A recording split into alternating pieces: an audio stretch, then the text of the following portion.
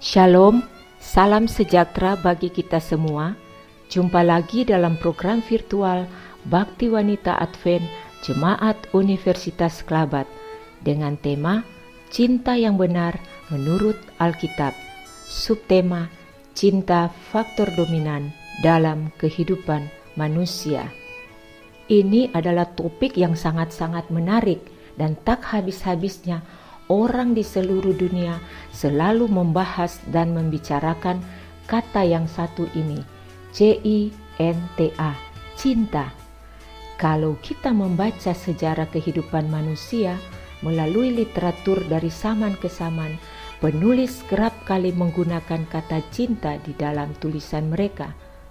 Barangkali kata cinta itu justru mendominasi kosakata seluruh umat manusia dari suku manapun di dunia ini. Kisah-kisah yang terekam di dalam bentuk tulisan syarat dengan kata cinta. Begitu pula cerita lisan yang kemudian diolah menjadi bentuk tulisan. Paling banyak mengungkapkan perasaan dengan kata cinta. Tampaknya manusia sulit menghindari getaran cinta yang tertancap jauh di dalam sanubari. Pesona kata cinta amat berkuasa untuk mengubah suasana. Kata cinta bagaikan sebuah mantra dalam kisaran zaman yang menggugah peran manusia di dalam berbagai corak kehidupan. Kata cinta membuat manusia menaruh harapan hidup yang lebih lama, menjalin setiap hati terpaut satu dengan yang lain, mendorong individu manusia untuk melahirkan karya-karya yang agung dan bertahan dari masa ke masa. Cinta adalah kata benda yang mungkin kelihatan dan mungkin juga tidak kelihatan. Cinta yang mendorong seseorang membangun tugu kenangan yang dapat dilihat secara kasat mata. Cinta juga dapat terasa dalam dengung lagu yang mengudara lewat radio atau media lainnya. Cinta seolah-olah makhluk yang tidak pernah mati, selalu merasuk sanubari dan nurani manusia dalam berbagai peristiwa maupun karya lukis yang muncul di kanvas seorang pelukis. Bagaikan bola mata, manusia dapat melihat dan mengenali cinta dari berbagai aspek. Dari hal ini dapat dilihat beberapa dari ragam cinta yang ada dalam kehidupan manusia. Dari berbagai ragam cinta, kita akan membicarakan apa sebenarnya cinta yang benar itu menurut Alkitab, yaitu cinta agape. Sebagai warga negara Indonesia yang mengakui ideologi Pancasila sebagai filsafat hidup yang di dalam sila pertama percaya adanya Tuhan yang Maha Esa yang menjadikan manusia dan bumi serta segala isinya, sudah selayaknya kita mengabdi dan beribadah kepadanya. Allah yang menjadikan manusia Adam dan Hawa, disediakannya tempat bagi mereka lengkap dengan segala keperluan hidup mereka. Tuhan menciptakan manusia, Dia peduli atas segala keperluan mereka sendiri. Dalam keteduhan Taman Eden, pasangan pertama manusia itu dijadikan dan kemudian diberi tanggung jawab untuk mengelola tanah dan lingkungannya. Selain itu, mereka diberi kewajiban untuk memiliki keturunan untuk memenuhi bumi serta pemeliharaannya. Kita tahu, menurut penuturan kitab suci, bahwa tadinya Adam seorang diri dan kemudian dalam keheningan tidur yang lelap, Tuhan menjadikan seorang perempuan dari tulang rusuknya. Ketika ia terbangun, ia menemukan seorang perempuan berdiri di sampingnya. Saudaraku, Tuhan yang menikahkan mereka dalam jalinan cinta manusia pertama. Betapa Tuhan amat tahu kesunyian yang dialami Adam dan kemudian kebahagiaan yang dialaminya bersama Hawa, perempuan pertama, dan pengalaman jatuh cinta pada pandang pertama, keluarga yang menjadi leluhur manusia. Cinta agape tentang Tuhan yang peduli atas ciptaannya. dan manusia sebagai makhluk ciptaan yang peduli kepada Tuhannya. Cinta agape berasal dari bahasa Yunani.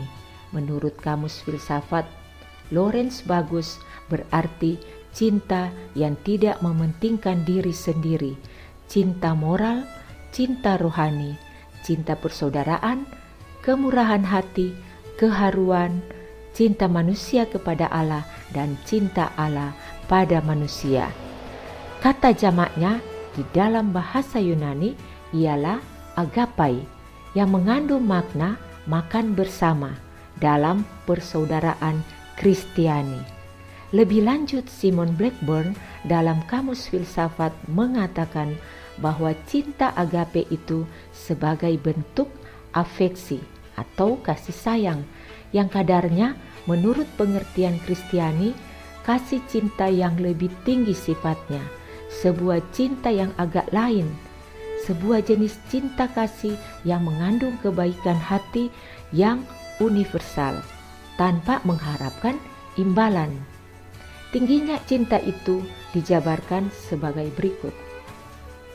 Di dalam 1 Korintus 13 ayat 4-7 dikatakan, kasih itu sabar, kasih itu murah hati, ia tidak cemburu, ia tidak memegahkan diri dan tidak sombong, ia tidak melakukan yang tidak sopan dan tidak mencari keuntungan diri sendiri, ia tidak pemarah dan tidak menyimpan kesalahan orang lain.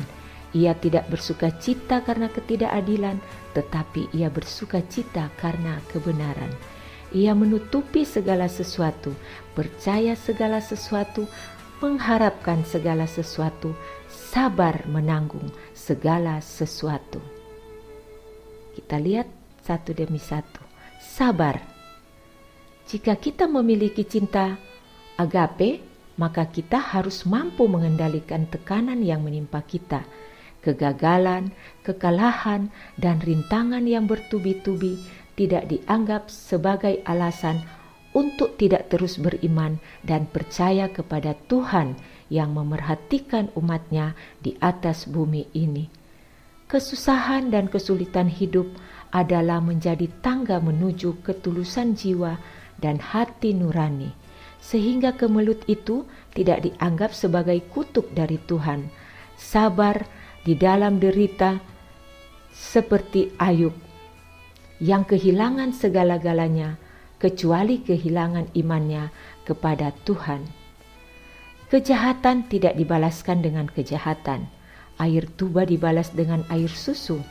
Kalau pipi kanan ditampar, berilah juga pipi kiri, yang berarti sabar menanggung derita dan penghinaan. Efesus 4 ayat 2, hendaklah kamu selalu rendah hati, lemah lembut dan sabar. Tunjukkanlah kasihmu dalam hal saling membantu. Kemudian, murah hati. Tidak ada satu bangsa pun yang luput dari komunitas orang miskin. Kemiskinan bisa jadi karena bencana alam. Seperti saat ini, di masa pandemik, banyak orang yang memerlukan pertolongan kita. Oleh karena itu, orang miskin tidak perlu dijauhi. Mana tahu kita dijadikan oleh Tuhan sebagai saluran berkat-Nya untuk orang miskin. Karena itu, lebih baik memberi daripada menerima. Tuhan adalah sumber kekayaan. Dia tidak pernah kekurangan. Orang yang menaruh belas kasihan akan dijadikan Tuhan saluran, akan terus mengalir melalui orang yang murah hati. Orang yang murah hati pantas memberi bukan karena terpaksa, dan jangan pula dia memberi karena ingin dipuji atau meminjam dari orang lain untuk memberi. Berilah dari apa yang ada padamu. Artinya, pemberian bukanlah hanya berarti pemberian berupa harta benda. Memberi petunjuk untuk memperoleh jalan keluar, nasihat, dan sebagainya, itu juga adalah pemberian. Amsal 11 ayat 17, orang yang murah hati berbuat baik kepada diri sendiri, tetapi orang yang kejam menyiksa badannya sendiri. Di dalam Lukas 6 ayat 36, hendaklah kamu murah hati sama seperti Bapamu adalah murah hati. Kemudian tidak cemburu. Mengapa orang cemburu? Orang yang cemburu sebenarnya ialah orang yang tidak puas dengan kualitas dirinya sendiri. Ia selalu membanding-bandingkan dirinya dengan diri orang lain, seraya mereka-reka kualitas orang lain. Untuk mengatasinya, berhentilah membanding-bandingkan diri dengan orang lain dan berusahalah berdamai dengan diri sendiri. Kerjakan yang dapat dikerjakan, buatlah tujuan yang hendak dicapai, dan berusahalah mencapainya. Jika belum berhasil, jangan meratapi diri sendiri. Tetaplah optimis, maka rasa cemburu pun tidak mengecap terus di dalam sanubari. Gembiralah dengan orang yang berprestasi dan tanyalah kepadanya apa saja yang patut dilakukan untuk mencapai keberhasilan. Tidak sombong atau memegahkan diri sendiri. Kesombongan adalah awal kejatuhan, kata orang. Orang yang sombong, jika berjalan, ia meninggikan hidungnya ke atas seraya mencibir ke bawah. Lihat, aku yang kaya ini, sungguh engkau tidak setara dengan aku. Begitu kata orang yang menyombongkan kekayaannya. Tiba-tiba kakinya menginjak lubang yang dalam dan terjerembab ke lubang itu. Orang-orang mencemoohnya. Rasakan, kata orang yang lewat. Tetapi ingat, orang miskin pun dapat menyombongkan kemiskinannya. Orang miskin yang tersinggung oleh orang lain berkata, "Begini miskin, saya toh lebih kaya daripada kamu." Cara ini adalah cara memegahkan diri. Artinya, sekalipun dalam keadaan miskin, terhina dan dihina orang, seharusnya tetaplah menjadi orang yang rendah hati. Yesaya 2 ayat 11, manusia yang sombong akan direndahkan dan orang yang angkuh akan ditundukkan, dan hanya Tuhan sajalah yang maha tinggi pada hari itu. Tidak mencari keuntungan diri sendiri. Hampir setiap orang cenderung senang keuntungan. Ia tidak melakukan sesuatu kecuali ada untungnya. Kalau perlu, dengan usaha sedikit beroleh keuntungan besar. Itulah perilaku dan cinta orang masa kini. Jarang ada orang yang mau bekerja tanpa beroleh untung. Para pedagang menjaga hubungan dengan orang lain demi keuntungan. Tetapi orang bijak bekerja tanpa menempatkan untung besar sebagai tujuan akhir. Ia mau bekerja demi kebaikan orang lain dengan beranggapan bahwa hasil pekerjaan itu adalah anugerah Tuhan.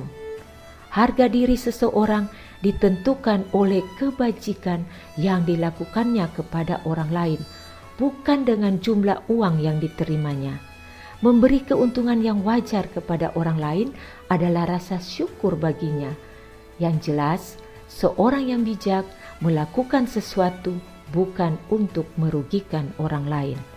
Nasihat firman Tuhan dalam Amsal 15 ayat 27, siapa loba akan keuntungan gelap, mengacaukan rumah tangganya, tetapi siapa membenci suap akan hidup. 1 Korintus 10 ayat 24, jangan seorang pun yang mencari keuntungannya sendiri, tetapi hendaklah tiap-tiap orang mencari keuntungan orang lain. Kemudian tidak pemarah, mengobrol kosakata nama dari kebun binatang dengan nada tinggi tidak akan membuat seseorang menjadi undur dari pendapatnya. Maki-makian tidak membuat seseorang bertobat dan minta maaf kepada pemarah. Hinaan, ejekan, dan kutukan hanyalah menaruh luka di hati orang. Pemarah merugikan diri sendiri karena orang akan selalu menjauh darinya. Amsal 29 ayat 22, si pemarah menimbulkan pertengkaran, dan orang yang lekas gusar banyak pelanggarannya. Kemudian, tidak pendendam. Bagi orang pendendam, masa lalu adalah modal untuk membalaskan kebencian yang terakumulasi. Hidupnya selalu mundur ke belakang, dan pertimbangannya sikap negatif masa lalu. Oleh karena itu, tidak pernah mampu berpikir jernih. Ada pepatah negatif di dalam perbendaharaan kata Indonesia, yakni pembalasan lebih kejam daripada perbuatan. Mengapa kita tidak mampu berdamai dengan masa lalu kita dan orang masa lalu? Tidak suka ketidakadilan. Orang yang memiliki cinta agape tidak memandang muka manusia. Baginya manusia sama hak dan harganya. Penindasan berarti pemerkosaan terhadap hak asasi manusia. Ketidakadilan adalah sikap yang menghina sesama manusia dan buruk di hadapan Tuhan. Keadilan adalah mahkota kehidupan, dan orang yang bersikap tidak adil berarti tidak menghargai sesamanya. Tuhan yang Maha Adil akan menghakimkan semua orang yang menindas sesamanya. Dalam 2 Tesalonika 1 ayat 6, sebab memang adil bagi Allah untuk membalaskan penindasan kepada mereka yang menindas kamu. Mazmur 106 ayat 3, berbahagialah orang-orang yang berpegang pada hukum, yang melakukan keadilan di segala waktu. Mencintai kebenaran. Kebenaran ilmiah senantiasa berdasarkan penelitian atas fakta dan data, sedangkan kebenaran yang dimaksudkan di sini adalah kebenaran yang hakiki, yang ilahi, firman yang diwahyukan oleh Tuhan. Kecintaan akan kebenaran merupakan kekuatan bagi orang yang beriman, karena itulah dasar-dasar dan pedoman hidup keseharian menuju kekekalan yang dijanjikan oleh Tuhan. Menutupi kesalahan orang lain, maksudnya bukan untuk mengajar orang berdosa atau pura-pura tidak mengerti kesalahan orang lain. Bukan karena ia sahabat kita atau kerabat dekat kita, bukan karena kita ingin mengampuni yang bersalah kepada kita atau melupakan perbuatan yang tercela. Tidak membesar-besarkannya dengan harapan yang bersangkutan memperbaiki perilakunya, mumpuni walaupun bersangkutan tidak meminta untuk itu. Yakin dan percaya, kebenaran Tuhan memang tidak perlu dipertanyakan. Menyelidiki kebenaran memang perlu bagi setiap orang yang hendak bertemu dengan Tuhan. Mencari kebenaran sejati memang harus dilakukan dengan sungguh-sungguh, tentu dengan bimbingan Tuhan.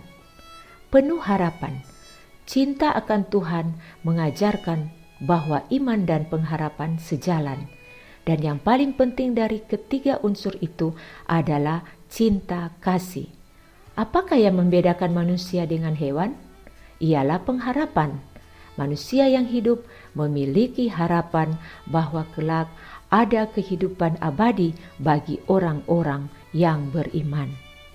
Kemudian, kasih tanpa kesudahan. Cinta kasih Tuhan yang ditanamkan ke dalam nurani manusia dan mencerahkannya menjadi manusia yang peduli kepada sesama yang usianya dibatasi oleh waktu. Kepedulian untuk sama-sama mencapai keabadian dari Tuhan yang abadi itu.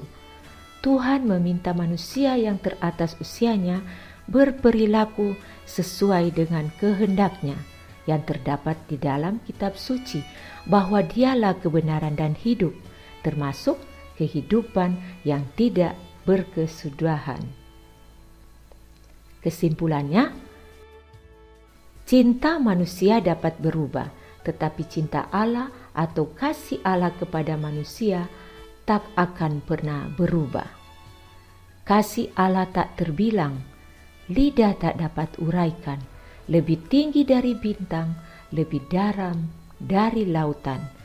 Yang berdosa diselamatkan oleh korban Yesus, yang telah sesat didamaikan, dosanya terhapus.